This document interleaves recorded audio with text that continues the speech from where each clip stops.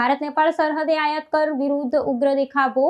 100 રૂપિયાથી વધુની વસ્તુ પર ટેક્સ લાદવાના નિર્ણયથી જનતામાં રોષ। ભારત નેપાળ સરહદે 100 રૂપિયાથી વધુના માલ સામાનની આયાત પર કર લાદવાના નેપાળ સરકારના નિર્ણય સામે સરહદી વિસ્તારોમાં ઉગ્ર વિરોધ પ્રદર્શન શરૂ થયો છે।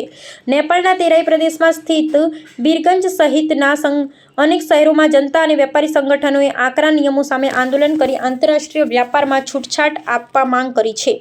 નેપાળ સરકાર દ્વારા ભારતીય સરહદેથી 100 રૂપિયાથી વધુ કિંમતની કોઈપણ વસ્તુ લાવવા પર ફરજિયાત કસ્ટમ ડ્યુટી લાદવાની જાહેરાત કરવામાં આવતા સરહદી જિલ્લાઓમાં વ્યાપક તણાવ સર્જાયો છે।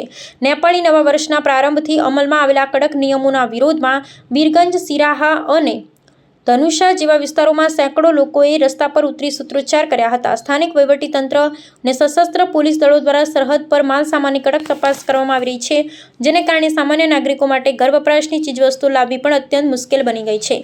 આ કાયદાકીય કડકાઈને કારણે ભારત અને નેપાળ વચ્ચેના પરંપરાગત વ્યાપારી સંબંધો પર ગંભીર અસર પડી રહી છે। સરહદ પર વસતા હજારો પરિવારો દૈનિક જરૂરિયાત માટે ભારતીય બજારો પર નિર્ભર છે, જેમના માટે 100 રૂપિયાની મર્યાદા અત્યંત ઓછી અને વ્યવહારિક રીતે અશક્ય છે। નેપાળ સરકારનો દાવો છે કે આ પગલાંથી મહેસૂલની ચોરી અટકશે અને સ્થાનિક બજારોને પ્રોત્સાહન મળશે, પરંતુ મધેશી સમુદાય અને સ્થાનિક નેતાઓએ આ નિર્ણયને રોટી બેટીના સંબંધો પર પ્રહાર ગણાવ્યો છે।